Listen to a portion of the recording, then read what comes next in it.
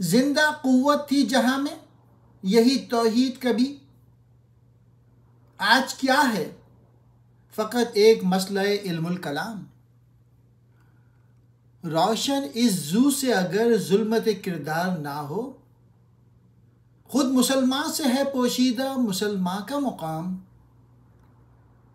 میں نے اے میر سپا تیری سپا دیکھی ہے، قل ہو اللہ کی شمشیر سے خالی ہے نیام۔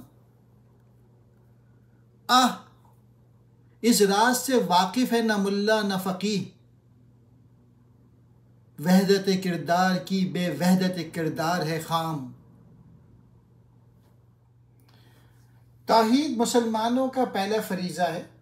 توحید کے معنی یہ ہیں کہ اللہ ایک ہے اور اپنی ذات و صفات میں وہ یکتا ہے، بس اللہ ہی کو ہر چیز کا مالک و مختار جانے۔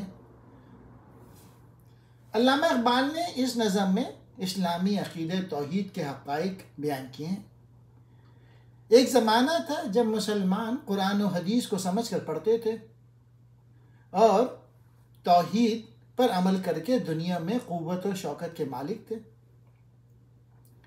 مطلب یہ کہ وہ جو زبان سے کہتے تھے کہ ہم اللہ کے سوا کسی کی اطاعت نہیں کرتے، تو واقعی ان کا طرز عمل بھی یہی تھا۔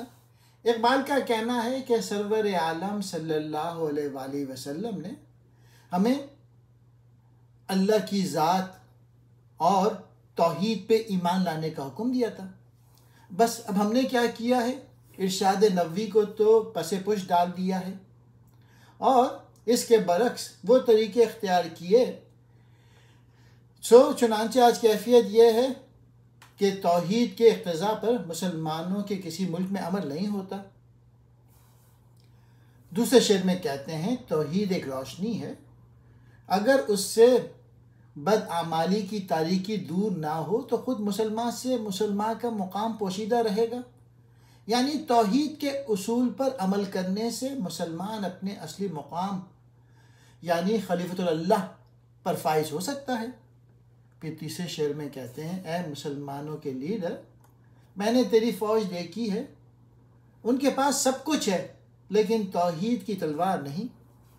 پھر چوتھے شعر میں کہتے ہیں افسوس نہ ہمارے علماء اس راز سے واقف ہے نہ فقیہ کہ جب تک قوم میں کردار کی وحدت پیدا نہ ہو، افکار کی وحدت اگر پیدا بھی ہو جائے تو کوئی فائدہ نہیں ہوتی۔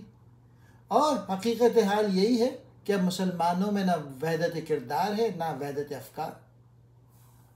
اور آخری شعر میں اقبال کہتے ہیں کہ مجھے اس بات پر افسوس ہے کہ ہمارے موجودہ امام جو صرف نمازوں میں امامت کرتے ہیں، یہ لوگ اس حقیقت سے واقف نہیں کہ قوم کا مفہوم کیا ہے اور قومیں کیسے عروج میں آتی ہیں اور ان کی امامت و قیادت کیسے کی جاتی ہے۔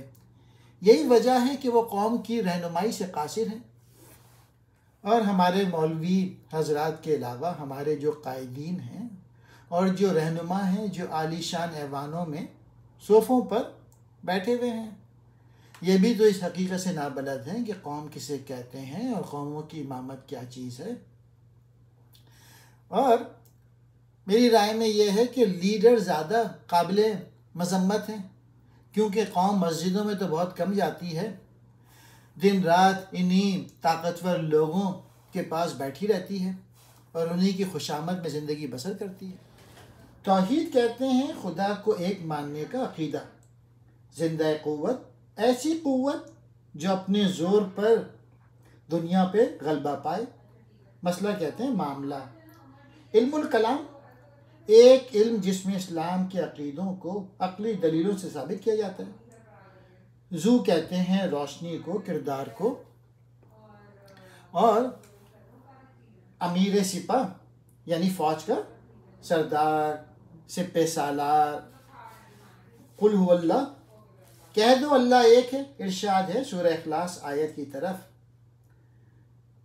شمشیر کہتے ہیں تلوار کو، نیام کہتے ہیں تلوار کا غلاف، فقیہ کہتے ہیں شرعی مسئلے جاننے والا، وحدت کردار ایک جیسا عمل، خام کہتے ہیں کچے کو، اور امامت کہتے ہیں رہبری 2 رکعت کے امام، مسجد میں صرف نماز پڑھانے والے مولوی جنہیں اور کوئی علم نہیں آتا یا جن کی فکر محدود ہو۔